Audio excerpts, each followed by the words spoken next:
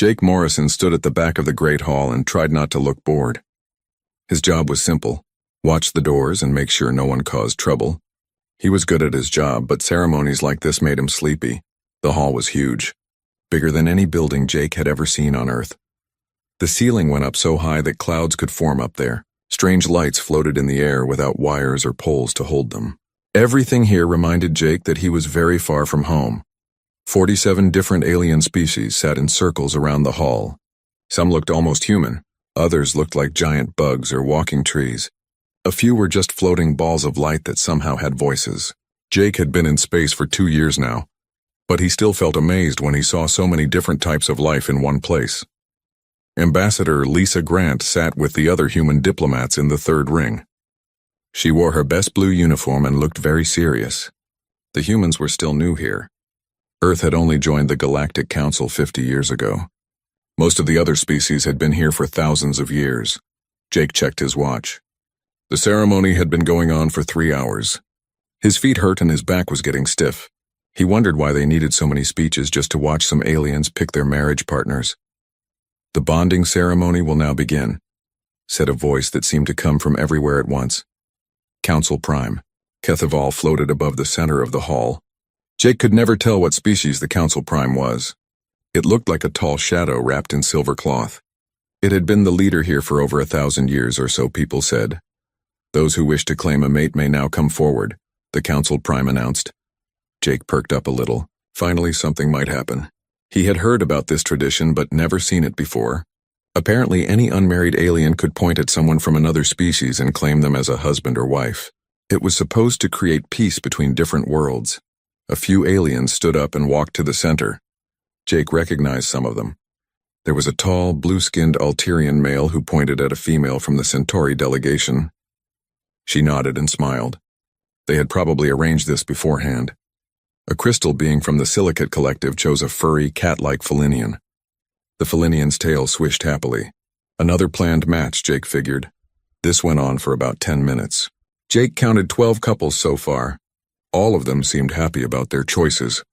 Most of them had clearly talked about this before the ceremony. Then something unexpected happened. A figure stood up in the Zephyrian section. Jake's attention snapped to her immediately.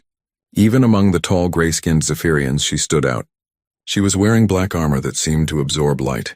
Her silver hair was pulled back in a warrior's braid. Scars crossed her arms and face. Not ugly scars, but marks that showed she had fought many battles and lived. Jake knew who she was. Everyone in the galaxy knew Princess Zarathiel Vex. She was the greatest military commander the Zephyrians had produced in 500 years. She had never lost a battle.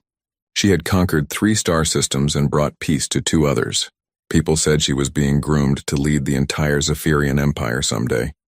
She was also, according to the files Jake had read, completely uninterested in marriage.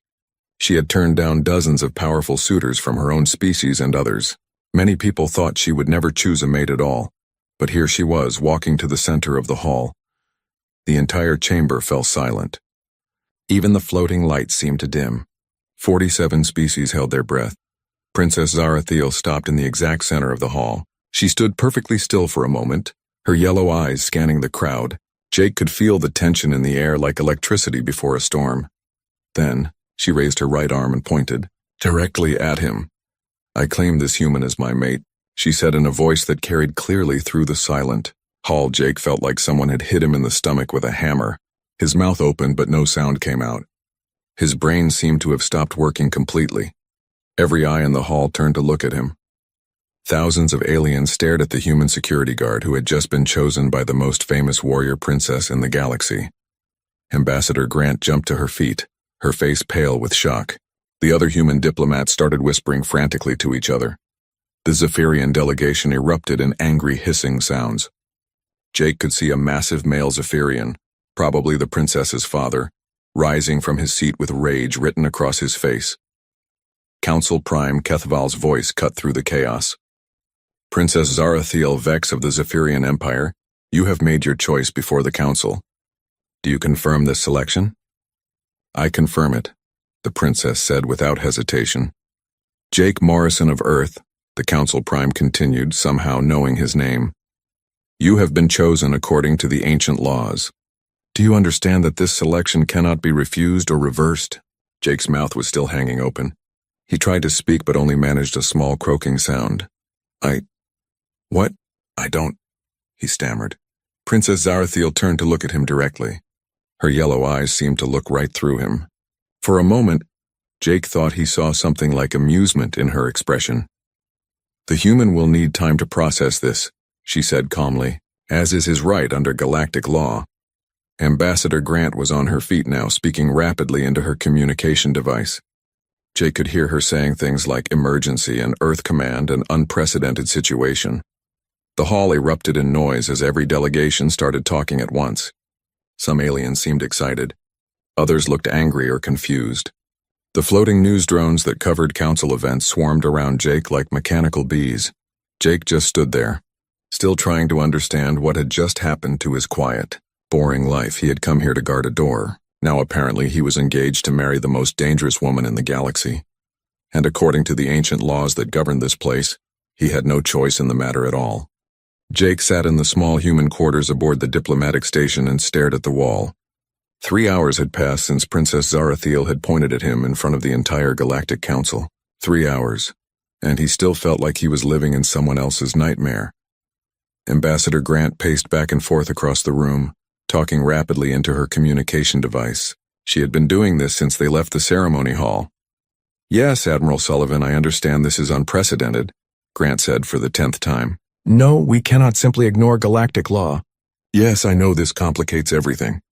Jake rubbed his temples. His head was pounding.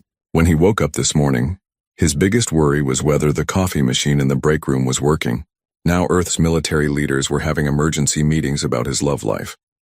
The door chimed and Dr. Maya Patel entered. She was the human delegation's expert on alien cultures. She carried a thick datapad and looked very serious. How bad is it, Doc? Jake asked. Dr. Patel sat down across from him. It's complicated. The bonding laws are some of the oldest rules in the galaxy. They go back over 10,000 years. Once a selection is made in front of the council, it cannot be undone. So I'm trapped, Jake said. Not exactly trapped, Dr. Patel said carefully. But you do have obligations now. According to Zephyrian law, you must go through a trial period. If you pass their tests, the bonding becomes permanent. If you fail, she paused. If I fail, what happens? You die, Dr. Patel said quietly. Jake felt his stomach drop. They'll kill me? It's not that simple. The trials are dangerous. Many candidates don't survive them. But Jake, there's something else you need to know about Zephyrians. Dr. Patel activated her datapad. Images of tall, gray-skinned aliens appeared on the screen. Zephyrians are warriors. Their entire culture is built around strength, honor, and combat. They've conquered half their galaxy. They don't lose wars. Great, Jake muttered. I'm engaged to a species of super soldiers. But here's the interesting part, Dr. Patel continued. Princess Zarathiel has never shown interest in bonding with anyone. She's turned down offers from the most powerful males in her empire. Her choosing you has shocked everyone. Ambassador Grant finished her call and joined them. Earth Command is sending Captain Holland and Admiral Sullivan here immediately. They want to assess the situation. What's Earth's official position? Jake asked. Grant looked uncomfortable. Mixed. Some people think this could be a great opportunity for humanity. An alliance with the Zephyrian Empire would give us incredible protection and influence. Others think it's too dangerous. And what do you think? Jake asked. I think, Grant said slowly, that you're in a very difficult position. But I also think Princess Zarathiel didn't choose you randomly. A soft chime indicated someone was requesting entry. Grant checked the door scanner and frowned. It's her. Princess Zarathiel wants to speak with you. Jake's heart started beating faster. Should I let her in? It's your choice, Grant said. But Jake, remember, she's not human. Don't expect her to act like humans do. Jake took a deep breath and opened the door. Princess Zarathiel stood in the hallway alone. Up close, she was even more impressive than she had been in the ceremony hall. She was tall, almost 7 feet, and her black armor seemed to be made of some metal Jake didn't recognize. Her yellow eyes were bright and intelligent. May I enter? She asked politely. Jake stepped aside. The princess walked into the room with fluid, confident movements. She nodded to Ambassador Grant and Dr. Patel but focused her attention on Jake. You seem confused, she said. That's one way to put it, Jake replied. Why me? You don't even know me. Princess Zarathiel tilted her head slightly. I know more about you than you think, Jake Morrison. I have studied your species for 3 years. I have read reports of human military actions, your diplomacy, your culture. But why me specifically? You were part of the defense of Mining Station Alpha 7, she said. Jake blinked in surprise. That had been 2 years ago. Pirates had attacked a small mining station on the edge of human space. Jake's engineering unit had been sent to help repair the defenses. I read the tactical reports, the princess continued. When the pirates attacked, your commanding officer was killed. You took command of the civilian defense volunteers. You had no formal military training in tactics. I just did what seemed logical, Jake said. You held off 300 pirates with 42 civilians and a handful of security guards. You used mining equipment as weapons. You turned cargo containers into mobile shields. You evacuated the children first when the station started to fail. Jake remembered that day. It had been terrifying. He had just tried to keep people alive until the real military arrived. Most species would have either fought to the death or surrendered immediately. Princess Zarathiel said, Humans do something different. You adapt. You find new solutions. You refuse to give up even when the situation seems hopeless. So you picked me because of one battle? I picked you because of what that battle showed me about human nature.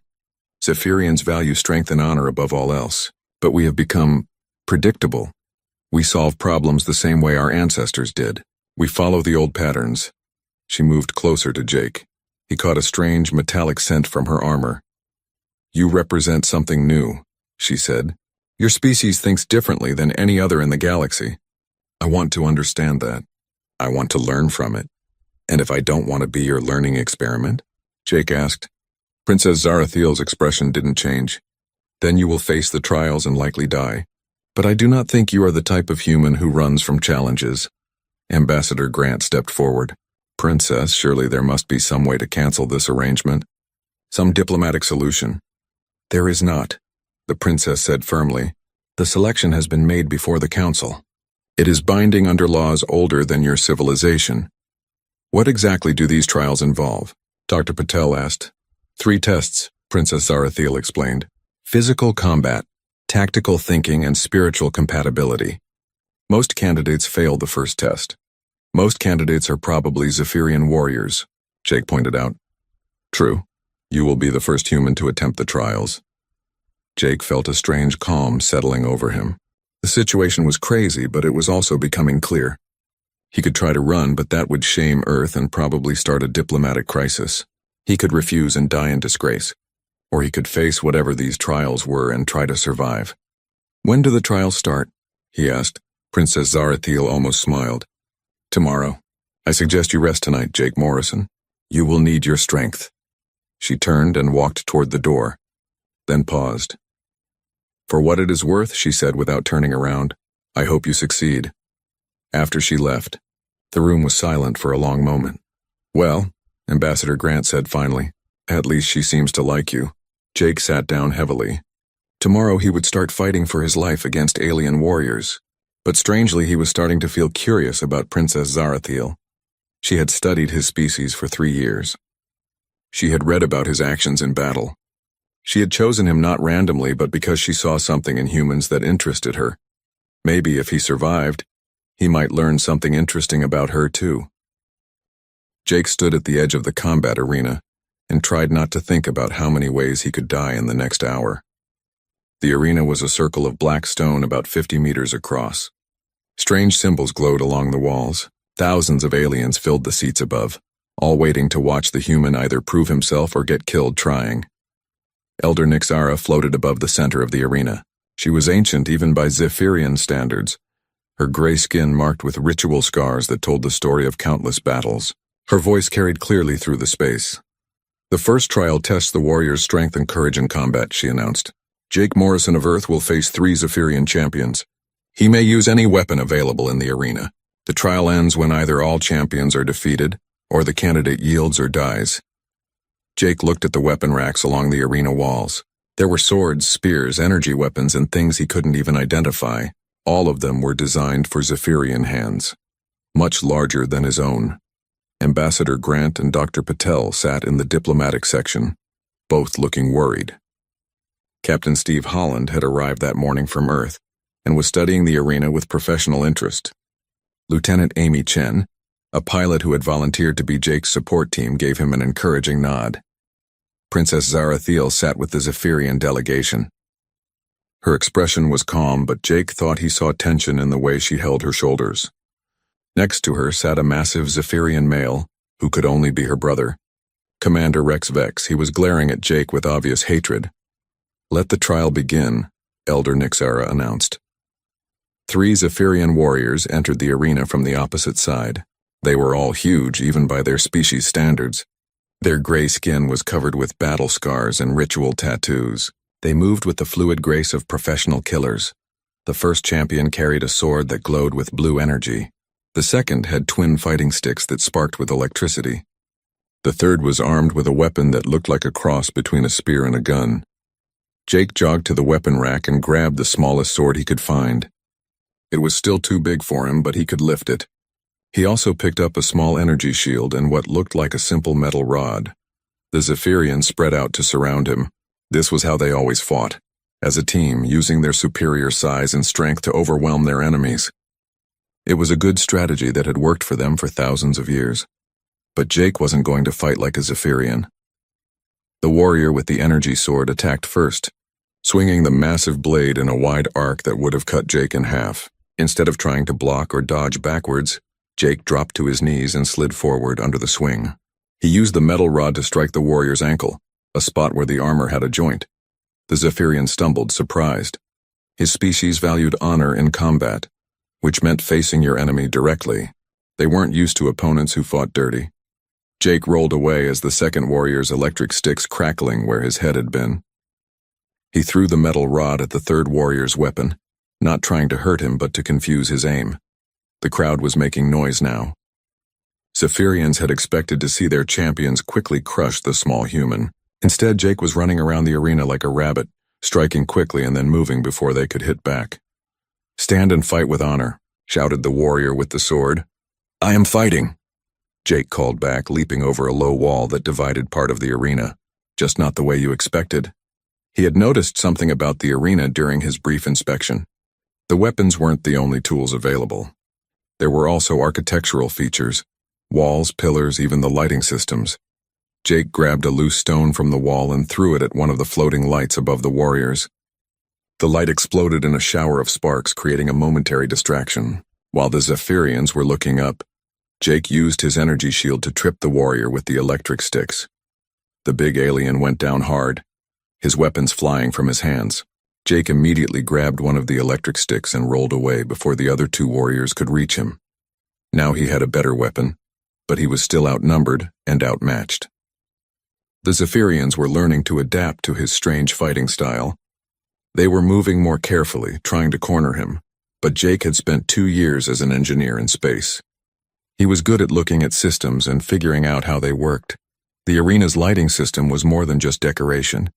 The glowing symbols on the walls were connected to a power grid that fed the entire complex. And one of the power nodes was right behind the warrior with the spear gun.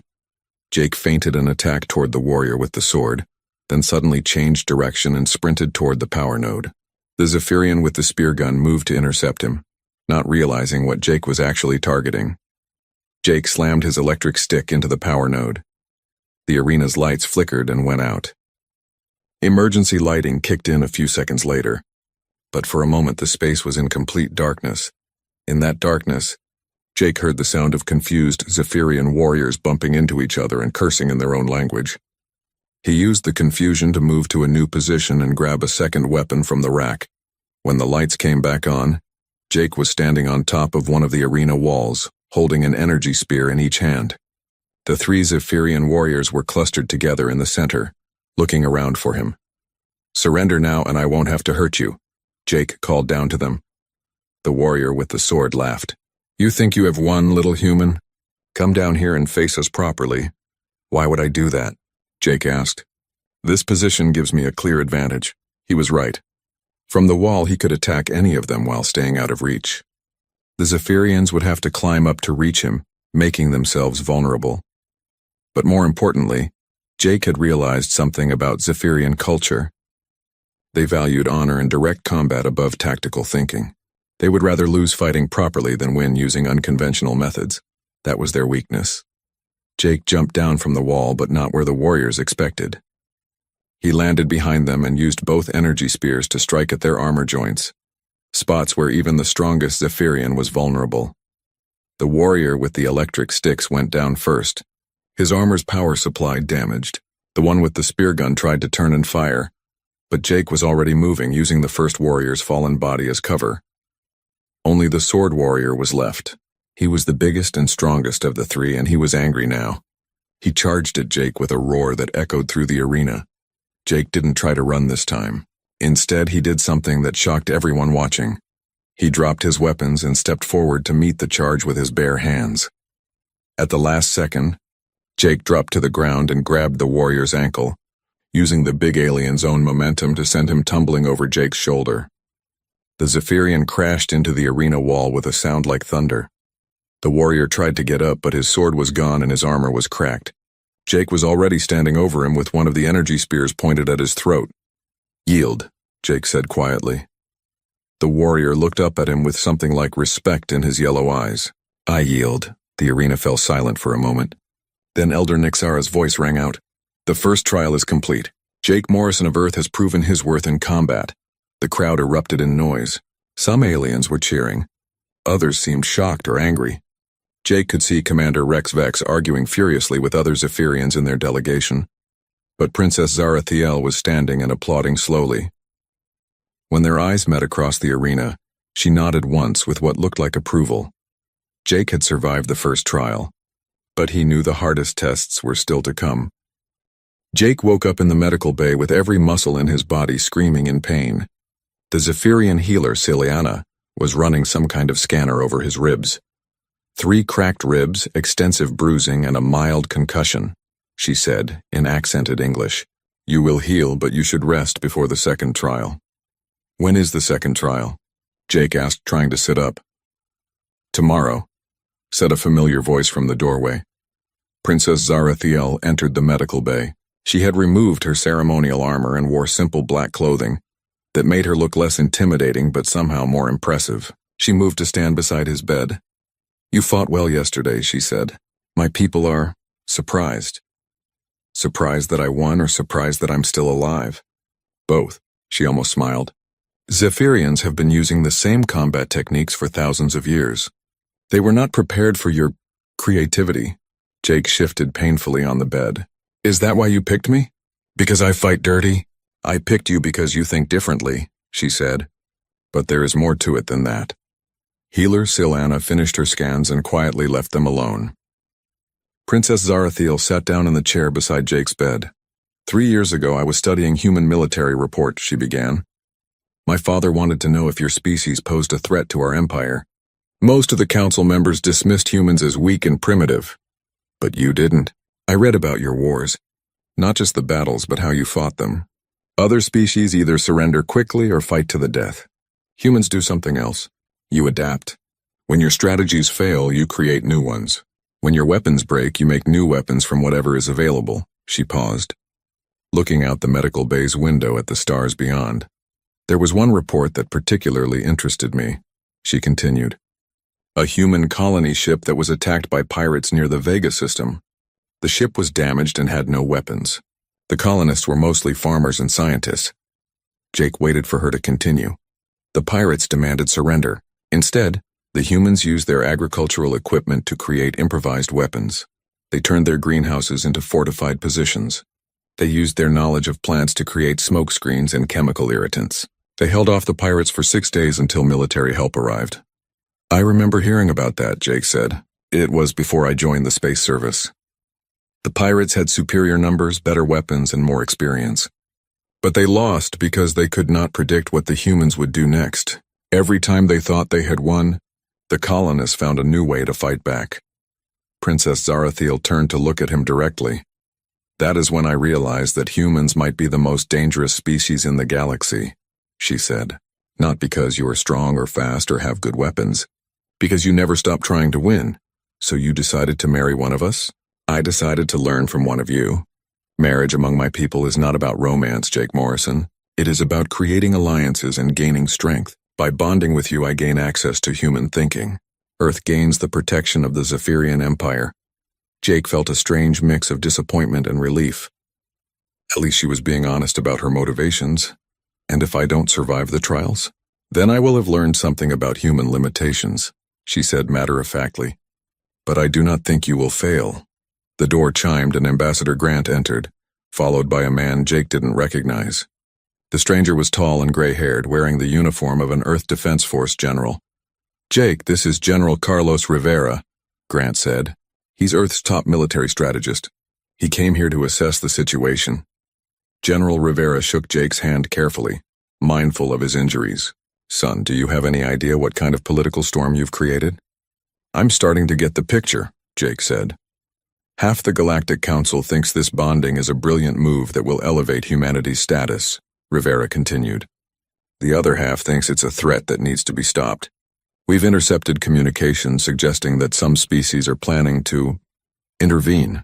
Princess Zarathiel stood up sharply. What kind of intervention? The kind that involves making sure Jake doesn't live to complete the trials, Rivera said grimly. That would violate galactic law, the princess said. Since when do conspirators care about law? Grant replied. Princess, is there any way to provide additional security for Jake?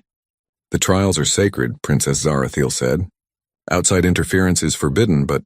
She paused, thinking. There may be another way. That evening, Jake found himself in Princess Zarathiel's private quarters. The space was surprisingly simple. Just a bed, a desk, some weapons mounted on the walls, and a large window showing the stars. It wasn't what he had expected from a royal princess. Tell me about yourself, she said, offering him a cup of something that smelled like cinnamon and metal. What do you want to know? Everything. Your childhood, your family, your dreams. If we are to be bonded, I should understand who you are. Jake sipped the drink. It was actually quite good, though it made his tongue tingle slightly. I grew up in a small town in Colorado, he began. My parents were both engineers. They taught me to look at problems as puzzles to be solved, not obstacles to be feared. Do you have siblings? A sister. She's a doctor now working on Mars. She always said I was too curious for my own good. And what did you dream of becoming? Jake thought about that. I wanted to build things. Bridges, buildings, spaceships. I liked the idea of creating something that would last longer than I would. Princess Zarathiel listened intently. And now you are here, far from your home, preparing to face trials that could kill you. Do you regret coming to space? No, Jake said without hesitation. Even with everything that's happened, I don't regret it. Earth is beautiful, but it's small. Out here there are infinite possibilities. Even if those possibilities include dying in combat with alien warriors. Jake looked at her carefully. Princess, can I ask you something? Yes. Why haven't you ever bonded with someone from your own species? You could have your pick of any Zephyrian male in the Empire. For the first time since he had met her, Princess Zarathiel looked uncertain. Because they are all the same, she said finally. Strong, honorable, predictable. They would give me strong children and political advantages, but they would not challenge me to grow. They would not show me new ways of thinking. And you think I will? I know you will. You have already begun to. She moved to the window and stared out at the stars. Jake Morrison, there is something I must tell you. The second trial tomorrow will not just test your tactical thinking. It will also test your willingness to work with me as a partner. We will face the challenge together. What kind of challenge? A simulation. We will be placed in a scenario where we must cooperate to survive. Most bonding candidates fail this trial because they cannot adapt to working with a Zephyrian mindset. Jake joined her at the window. And you think I can? I think you are the first being I have ever met who might surprise me, she said softly. For a moment they stood together in comfortable silence, watching the stars. Jake realized that he was beginning to see Princess Zarathiel not just as an alien warrior, but as a person who was trying to grow beyond the limitations of her culture. Maybe, just maybe, they could learn something valuable from each other. The alarm started blaring just as Jake and Princess Zarathiel were about to begin the second trial. Emergency lights flashed red throughout the station, and automated voices announced security alert in dozens of different languages. Elder Nixara floated quickly to the center of the trial chamber. All delegates remain calm. This appears to be a technical malfunction. But Jake could see that Princess Zarathiel didn't think it was a malfunction at all. Her hand was already on her weapon, and her yellow eyes were scanning the room for threats. "This is not an accident," she said quietly to Jake. "Someone is making their move." Explosions echoed through the station. The lights flickered and went out completely for several seconds before emergency power kicked in. Through the chamber's windows, Jake could see small ships attacking the station's defense platforms. General Rivera's voice came over Jake's communication device. "Jake, we're under attack. Multiple species are involved. They're trying to get to you before you can complete the trials." Ambassador Grant's voice was tight with panic. "The council chambers are under siege. They're demanding that the bonding ceremony be cancelled immediately." Princess Zarathiel drew her sword. "Jake Morrison, the trials no longer matter. We must defend this station and everyone in it." Elder Nixara was speaking rapidly to other Zephyrian officials. "The attack is coordinated," she announced. 6 different species are involved.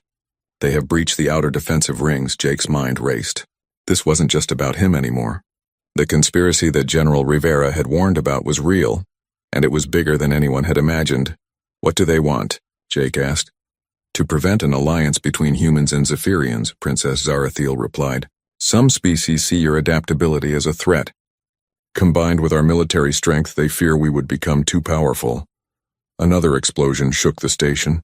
Jake could hear the sound of weapons fire getting closer. "Princess," Jake said, "forget about the trials. How do we stop this?" Princess Zarathiel looked at him with something like respect. "We work together. Your tactical thinking and my combat experience. But Jake, if we do this, you must understand, we will be fighting for our lives." "I understand." She activated her armor's communication system. "All Zephyrian forces, this is Princess Zarathiel. Coordinate with the human defenders. Protect the civilian delegates." Jake opened his own communication channel. "Lieutenant Chen, Captain Holland, this is Jake. What's our status?" Amy Chen's voice crackled through the static. "Jake, we've got enemy forces on 3 levels. They're trying to cut off escape routes and trap everyone in the council chambers." "How many defenders do we have?" "Not enough. Maybe 200 total, including station security. But Jake, these attackers know the station layout better than we do. Someone's been planning this for a long time." Princess Zarathiel was coordinating with her own people. "My brother Rex is leading a counterattack on the main level. But the enemy has superior numbers," Jake thought quickly. "Princess, do you have access to the station's technical systems?" "Some access, yes. Why?" "Because I have an idea. But it's going to require trusting each other completely." He outlined his plan quickly. Princess Zarathiel listened, her expression growing more amazed with each detail. "That is highly unconventional," she said finally. "Will it work?" "It might. But Jake, if this fails, we will all die." "If we do nothing, we'll die anyway," she nodded. "Then we try your plan." What Jake had realized was that the attackers were using the station's own design against the defenders. They had studied the layout and were using traditional military tactics, controlling key corridors, cutting off communication, isolating their enemies. But Jake wasn't thinking like a traditional military commander. He was thinking like an engineer. The station was more than just a building in space. It was a complex system with power grids, life support networks, and transportation tubes running throughout its structure. Those systems could be used for more than their original purpose. Working together, Jake and Princess Zarathiel began implementing his plan. She used her access to redirect the station's transportation system, while Jake worked on the power grid and atmospheric controls. First, they cut power to the sections where the attackers were concentrated. In the darkness, the enemy forces couldn't coordinate effectively. Then they used the transportation tubes to move defenders quickly to unexpected positions. Instead of being trapped, the station's defenders suddenly appeared behind enemy lines. Finally, Jake did something that amazed even Princess Zarathiel. He used the life support system to create selective atmospheric pressure changes that disoriented the attackers while leaving the defenders unaffected. "How did you know that would work?" she asked as they watched enemy forces surrendering throughout the station. "I didn't," Jake admitted. "But humans are good at improvising. The battle was over in less than 2 hours. The conspiracy had involved 6 different species, but their traditional military thinking had been no match for Jake's unconventional approach, combined with Princess Zarathiel's tactical expertise. That evening, the entire Galactic Council reconvened in emergency session. The attempted attack had shocked many species who hadn't realized how threatened some felt by the potential human-Zephyrian alliance. Council Prime Kethaval addressed the assembled delegates. The events of today have shown us the importance of unity and cooperation. The bonding trials of Jake Morrison and Princess Zarathiel Vex will continue, but with the full protection of the Council. But Princess Zarathiel stood up. Council Prime, I request permission to speak. You may speak, Princess. The trials are no longer necessary, she said clearly. Jake Morrison has already proven his worth beyond any doubt. Today he showed that he can think strategically under pressure, fight alongside Zephyrian warriors, and protect those who cannot protect themselves. These are the qualities my people value most. She turned to look at Jake. More importantly, he has shown me that there are ways of solving problems that I had never considered. He has already made me a better leader and a better warrior. Jake stood up from his place in the human delegation. Princess Zarathiel, I have something to say too. The hall fell silent. When this started, I thought I was trapped in a situation I couldn't control, Jake said. But I've learned something about Zephyrian culture, and about you personally. You didn't choose me to possess me or to use me. You chose me because you wanted to grow and learn. He paused, looking around at the thousands of aliens watching him. I accept the bonding, he said clearly. Not because I have no choice, but because I choose to accept it. Princess Zarathiel's expression showed surprise and something that might have been joy. And I accept Jake Morrison as my true bondmate, she replied. Not for political advantage, but because he has shown me what partnership really means. The hall erupted in noise as delegates from dozens of species began talking at once. Some seemed pleased, others concerned, but most appeared impressed by what they had witnessed. 6 months later, Jake stood on the observation deck of the joint human-Zephyrian ship New Horizon. Through the windows, he could see both Earth and the Zephyrian homeworld, two very different planets that were now learning to work together. Princess Zarathiel joined him at the window. In the months since their bonding, they had discovered that their differences made them stronger rather than weaker. She had learned human flexibility and creativity. He had learned Zephyrian discipline and strategic thinking. Do you ever regret your choice?